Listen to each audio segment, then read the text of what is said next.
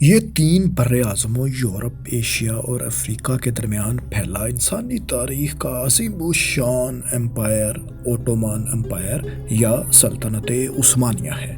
6 صدیوں اور 2 کروڑ مربع کلومیٹر پر محیط یہ امپائر کبھی انسانی تاریخ کے چند عظیم ترین امپائرز میں سے ایک تھا۔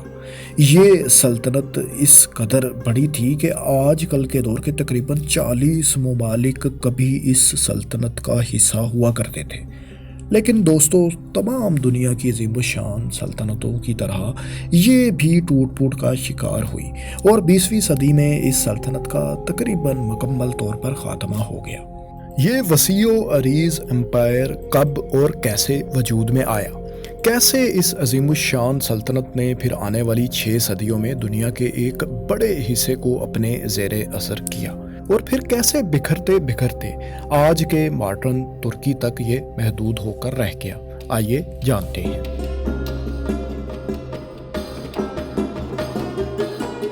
دوستو، اس عظیم الشان امپائر کی کہانی شروع ہوتی ہے 13ویں صدی کے اختتام سے، جب 1299 میں ایک خانہ بدوش ترک جنگجو نے مغربی اناطولیہ یعنی آج کے ترکی میں ایک چھوٹی سی ریاست کی بنیاد رکھی۔ یہ بہادر جنگجو اوتومان یا عثمان غازی تھے، اور اس سلطنت کو انہی کے نام کی مناسبت سے اوتومان امپائر یا عثمانی سلطنت کا نام دیا گیا۔ اس کی بنیاد رکھنے کے بعد عثمان غازی نے اناطولیہ میں ہی آس پاس کے مزید علاقے بھی کنٹرول میں کر لیے، اور یہ امپائر تھوڑا تھوڑا کر کے پھیلنا شروع ہو گئی۔ 1324 میں سلطنت کے پہلے سلطان عثمان غازی کا انتقال ہوا تو یہ منصب ان کے بیٹے اورحان غازی نے سنبھالا۔ ان کے پیش نظر امپائر کو مزید وسعت دینا تھا۔ تخت سنبھالنے کے 2 ہی برس بعد 1326 میں اورحان غازی نے بازنطینیوں کو شکست دے کر بورسا کے شہر کو بھی عثمانی امپائر کا حصہ بنا لیا۔ بورسا شہر کا کنٹرول حاصل کرنے کے 9 سال بعد 1335 میں اسے امپائر کے دارالخلافہ کا درجہ بھی دے دیا گیا۔ اس کے بعد بھی عثمانیوں کی مزید فتوحات کا سلسلہ جاری رہا اور وہ ایشیا سے نکل کر یورپ تک جا پہنچے۔ یورپ میں سب سے پہلے 1354 میں گیلیپولی کا کنٹرول حاصل کیا۔ جزیرہ نما گیلیپولی کا یہ علاقہ آج کے جدید ترکی کا ہی حصہ ہے۔ یہاں سی آف مرمرا ایک اسٹریٹ یا آبنائی کے ذریعے بحیرہ روم یعنی میڈیٹرینین سی کے ملحقہ سمندر ایجین سی سے ملتا ہے۔ اورحان غازی کے بعد ان کے بیٹے اور سلطنت کے پہلے سلطان عثمان غازی کے پوتے مراد اول نے عثمانی سلطنت کا تخت سنبھالا۔ مراد کے دور میں یہ امپائر یورپین سائٹ پر مزید پھیلا۔ اس دور میں عثمانیوں نے 1361 میں ایڈریانوپول کا علاقہ بازنطینیوں سے حاصل کر لیا۔ یہ شہر آج ایڈرین کے نام سے جانا جاتا ہے اور موجودہ ماڈرن ترکی کا ہی حصہ ہے۔ اس شہر کو سلطنت کا حصہ بنانے کے بعد 1365 میں عثمانیوں نے اس کو اپنا دارالخلافہ بھی بنا لیا۔ پھر 1371 میں بیٹل آف ماریٹسا میں عثمانی امپائر نے سربین امپائر کو شکست دیتے ہوئے جنوبی سربیا اور مقدونیہ کو کنٹرول میں لیا۔ عثمانی شہنشاہوں کی فتوحات کا سلسلہ یہیں تک نہیں رکا، بلکہ اس کے بعد ہونے والی بیٹل آف کوسوو میں کوسوو کے علاوہ بالکن ریجن کے کچھ مزید علاقے بھی عثمانیوں کے زیر اثر آ گئے۔ 1389 میں مراد اول کے بعد بایزید اول عثمانیوں کے چوتھے سلطان بنے۔ انہوں نے بھی اپنے پیشروؤں کی طرح ایکسپینشن کو جاری رکھا۔ ان کے دور میں عثمانیوں نے 1396 میں بیٹل آف نیکوپولس لڑی اور یورپینز کو شکست دیتے ہوئے نیکوپولس، بلغاریہ، ولیشیا جیسے بڑے اور اہم شہروں کا کنٹرول حاصل کر لیا۔ یہ ایک فیصلہ کن جنگ تھی جو عثمانیوں کا یورپ میں کنٹرول مضبوط کرنے میں بہت مددگار ثابت ہوئی۔ اس کے بعد پھر یہ سلطنت بالکن ریجن میں مزید آگے پھیلتا رہا اور جلد ہی پورے اس ریجن کو اپنے کنٹرول میں لے لیا۔ دوستو 1402 میں بایزید اول کے بعد عثمانی سلطنت کے سربراہ کے منصب کے لیے ایک سول وار بھی ہوئی جو 1413 تک جاری رہی، اور یہ جنگ جیت کر محمد اول نے سلطنت کی بھاگ دوڑ سنبھال لی۔ اس کے بعد امپائر یورپ میں مزید پھیلا، بازنطینی امپائر کے کچھ مزید علاقے ان کے کنٹرول میں آ گئے۔ یونان کا تاریخی شہر ایتھنز بھی عثمانیوں کے زیر اثر اسی دور میں آیا۔ پھر 1444 میں عثمانیوں نے یورپین اتحاد، ہنگری، پولش اور چیکوسلواکین فورسز کے خلاف بیٹل آف وارنا لڑی۔ اس جنگ میں عثمانیوں نے نہ صرف وارنا اور موجودہ رومانیہ کے کچھ علاقے حاصل کیے بلکہ جنوب مشرقی یورپ اور اناطولیہ میں بھی اپنا کنٹرول مزید مضبوط کر لیا۔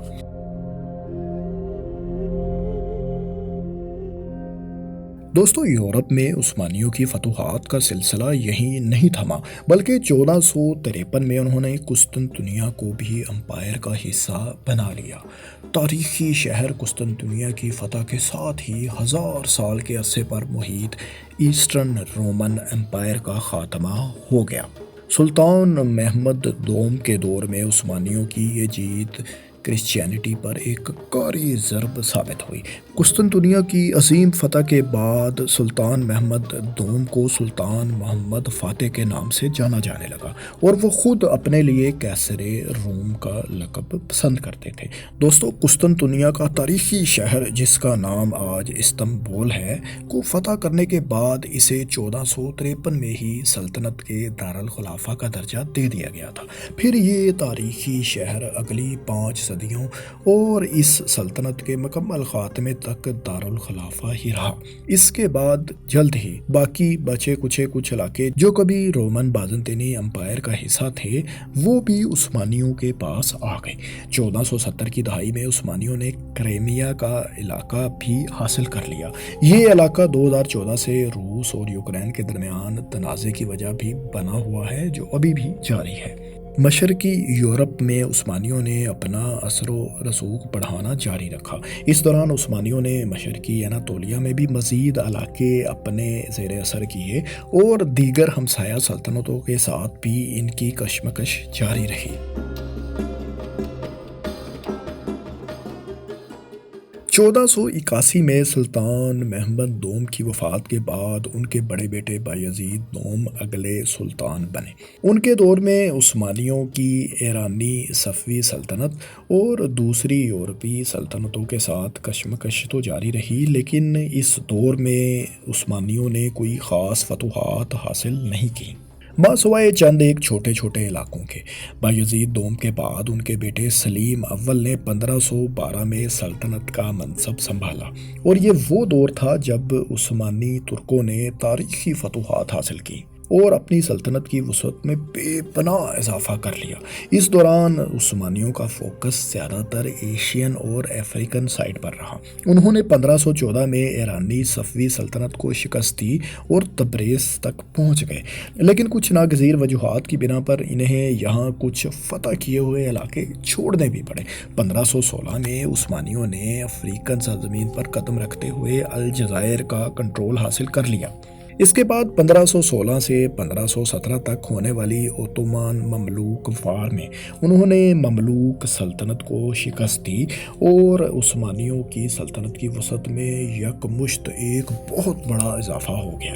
اس فتح کے بعد عثمانیوں نے شام، فلسطین، لبنان اور اردن وغیرہ پر مشتمل لیونٹ ریجن کے ساتھ ساتھ مصر اور حجاز مقدس کی سرزمین بھی اپنی سلطنت میں شامل کر لیں، اور وہ اب یورپ اور ایشیا کے علاوہ افریقہ تک بھی پہنچ چکے تھے۔ دوستو حجاز مقدس کی سرزمین کو اپنے زیر اثر کر لینے کے بعد سلیم اول نے خود کو عثمانی امپائر کا پہلا خلیفہ ڈکلیئر کر دیا۔ سلیم اول کی وفات 1520 میں ہوئی۔ ان کے بعد سلیمان اول یا سلیمان دی میگنیفیسنٹ عثمانی امپائر کے خلیفہ بنے۔ انہیں دی لا گیور کے نام سے بھی جانا جاتا ہے۔ ان کے دور میں نئے قوانین کا نفاذ ہوا، امپائر اپنے عروج تک پہنچا۔ یہ سلطنت تینوں براعظموں میں مزید بھی پھیلا۔ افریقہ میں عثمانیوں نے لیبیا کی ساحلی پٹی پر بھی کنٹرول حاصل کیا۔ 1521 میں عثمانیوں نے یورپین سائٹ پر بلگراد شہر کا کنٹرول حاصل کیا۔ یہ شہر آج سربیا کا دارالخلافہ ہے۔ پھر روڈ آئلینڈ کو اپنے قبضے میں کرنے کے بعد عثمانیوں نے 1526 میں کنگڈم آف ہنگری کو بیٹل آف موہاکس میں شکست دیتے ہوئے زیادہ تر ہنگری بھی اپنے زیر کنٹرول کر لیا۔ 1529 میں انہوں نے ویانا پر بھی چڑھائی کی، لیکن اس میں انہیں کامیابی نہ مل سکی۔ 1538 میں یورپین اتحاد ہولی لیگ کو شکست دے کر عثمانیوں نے مشرقی بحیرہ روم پر بھی اپنا کنٹرول مضبوط کیا۔ اس کے بعد عثمانیوں نے موجودہ رومانیہ کا کچھ مزید علاقہ اور مالدووا بھی اپنے زیر اثر کر لیا۔ دوستو، یہاں یہ یاد رہے کہ یورپ میں عثمانی اس کے بعد مزید کوئی خاطر خواہ کامیابی حاصل نہیں کر سکے۔ ہاں، یہ ضرور ہے کہ تھوڑی بہت کامیابیاں انہیں آنے والے ادوار میں ملی، لیکن ان کا بارڈر آج کے رومانیہ، ہنگری اور کروشیا کے کچھ علاقوں تک ہی محدود رہا۔ بہرحال انہوں نے ایشین سائٹ پر صفوی سلطنت سے مزید کچھ علاقے اپنے کنٹرول میں ضرور کیے، جس میں بغداد بھی شامل تھا۔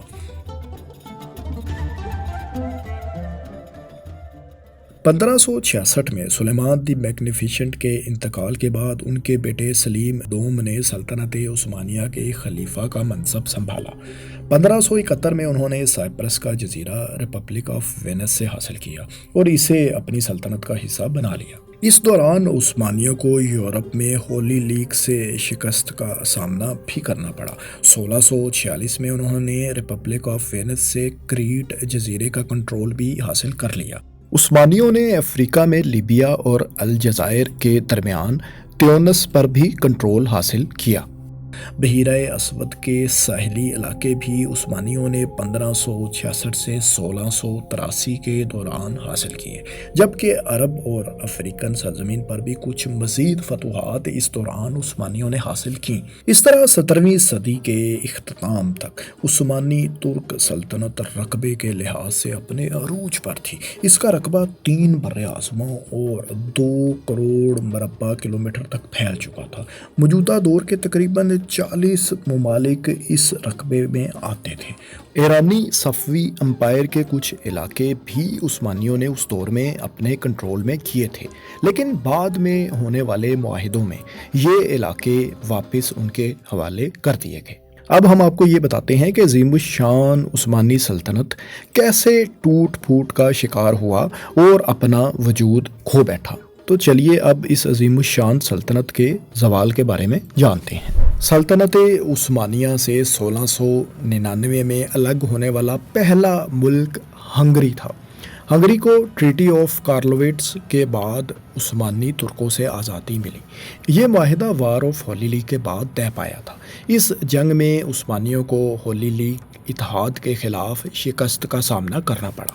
ہولی لیگ اتحاد میں ہیبسبرگ مونارچی، روس، وینس اور کنگڈم آف ہنگری وغیرہ شامل تھے۔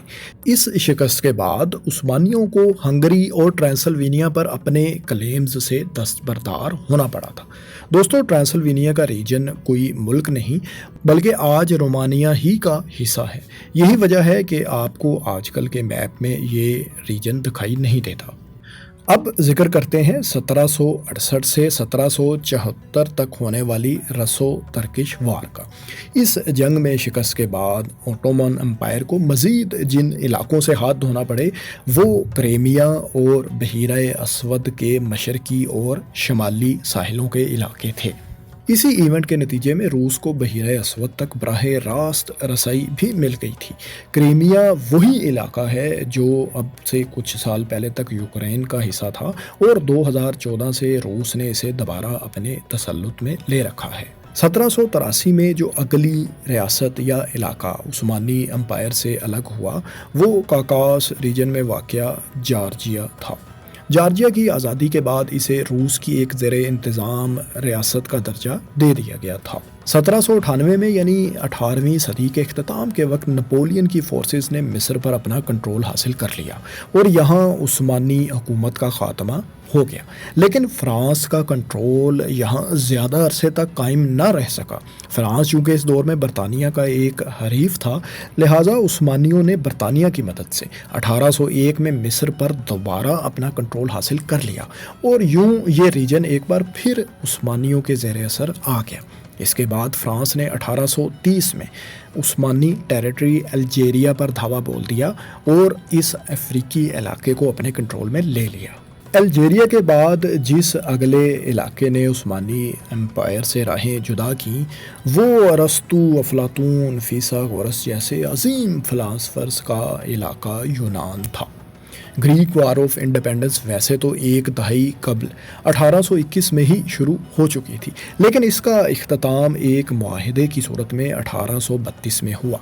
جنگ کے اختتام پر ٹریٹی آف کانسٹینٹینوپول کے تحت یونان کی آزادی کو تسلیم کیا گیا۔ اس جنگ میں یونان کو فرانس، برطانیہ اور رشین امپائر جیسی طاقتوں کی حمایت بھی حاصل تھی۔ 19ویں صدی میں ذرا آگے چلیں تو اس کے دوسرے وسط میں عثمانیوں کو کچھ مزید علاقوں سے ہاتھ دھونا پڑے۔ عثمانیوں کے خلاف بالکن ریجن میں اٹھنے والی تحریکوں میں اب شدت آتی جا رہی تھی۔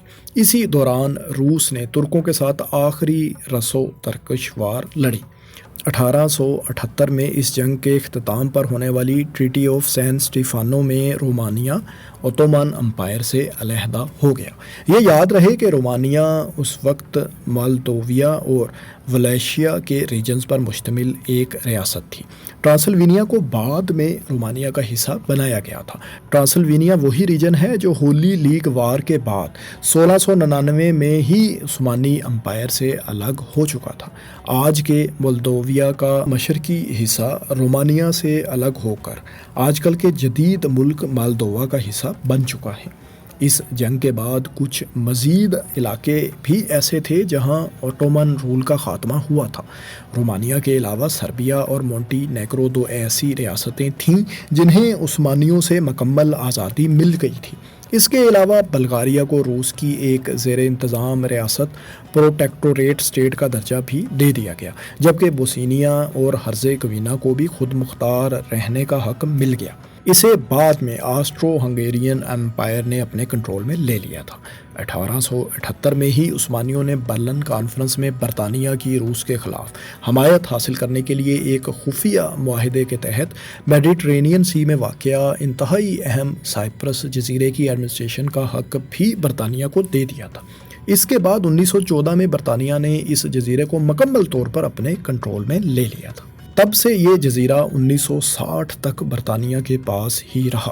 یہ انتہائی اہم جزیرہ آج بھی ترکی اور یونان کے درمیان ایک تنازع کی وجہ ہے۔ اس موضوع پر ہم ایک مکمل تفصیلی ویڈیو کر چکے ہیں، آپ آئی بٹن پر کلک کر کے یہ ویڈیو دیکھ سکتے ہیں۔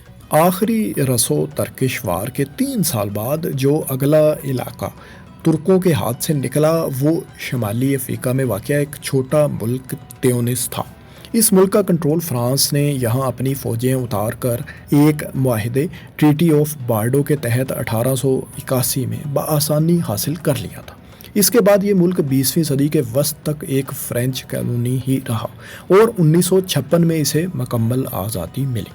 اٹلی بھی بہرحال تیونس کا کنٹرول حاصل کرنے میں دلچسپی تو رکھتا تھا، لیکن اس نے فرانس کے ساتھ جنگ کرنے کا رسک نہ ہی لینا بہتر آپشن سمجھا۔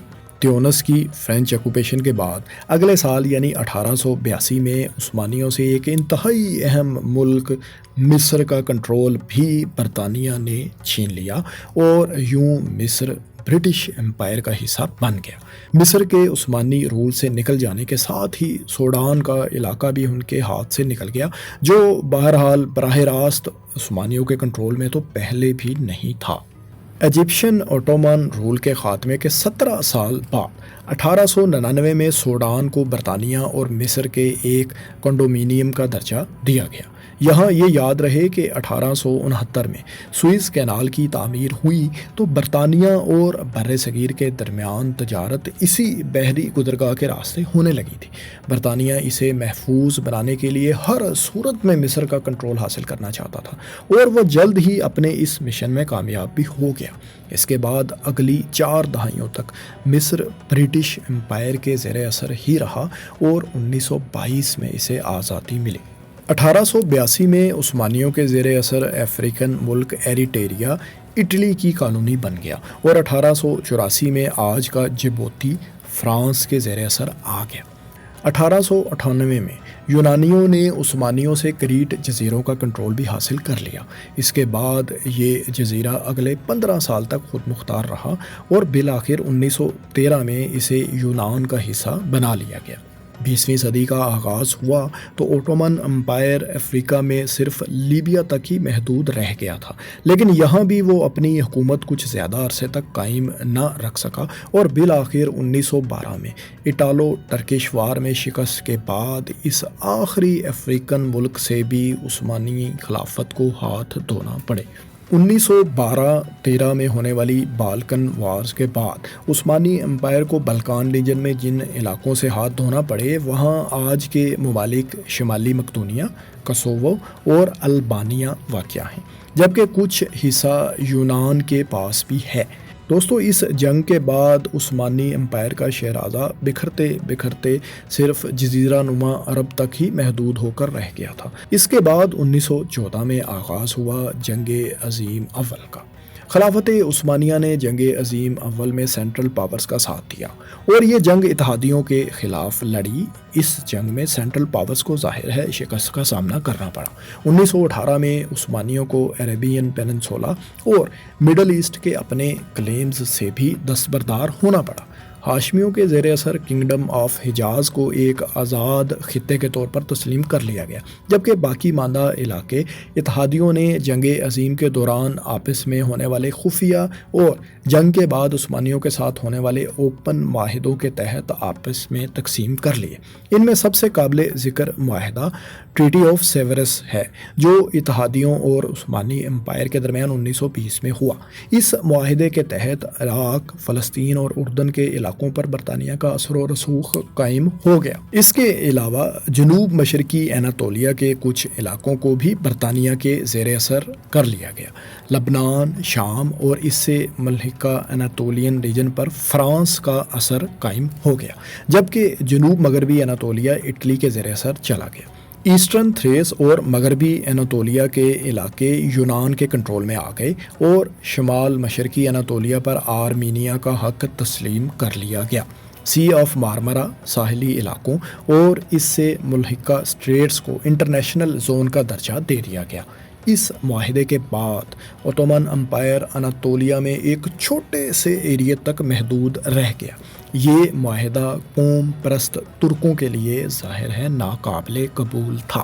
انہوں نے اسے تسلیم کرنے سے انکار کر دیا۔ جنگ عظیم کے بعد جیسا کہ آپ جانتے ہیں کہ مصطفیٰ کمال اتا ترک کی سربراہی میں ترکش وار آف انڈیپینڈنس کا آغاز ہوا۔ اس جنگ کے خاتمے پر ترکوں نے اناطولیہ ریجن میں بہت سے علاقے اتحادیوں کے قبضے سے آزاد کروا لیے تھے اور 1922 میں باقاعدہ طور پر خلافت کے خاتمے کا اعلان بھی کر دیا گیا تھا۔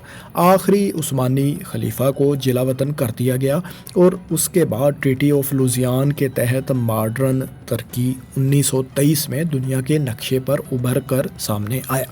دوستو، مصطفیٰ کمال وہ تمام علاقے تو اتحادیوں سے حاصل نہیں کر سکے جو کبھی عثمانیوں کے زیر اثر تھے، لیکن ترکی کا ایک بڑا حصہ انہوں نے ضرور جنگ کے ذریعے اتحادیوں سے واپس لے لیا۔ جنگ عظیم اول سے سبق حاصل کرنے کے بعد ترکی نے جنگ عظیم دوم میں کسی بھی اتحاد کو جوائن نہیں کیا اور نیوٹرل رہا۔ تو یہ تھی عظیم الشان اوٹومن امپائر یا خلافت عثمانیہ کے عروج اور زوال کی کہانی۔ آپ کو کیسی لگی؟ کامنٹس میں اپنی رائے سے ضرور آگاہ کریں اور اس قسم کی مزید معلوماتی اور دلچسپ ویڈیوز دیکھنے کے لیے ہمارے چینل کو سبسکرائب کر لیں۔ شکریہ۔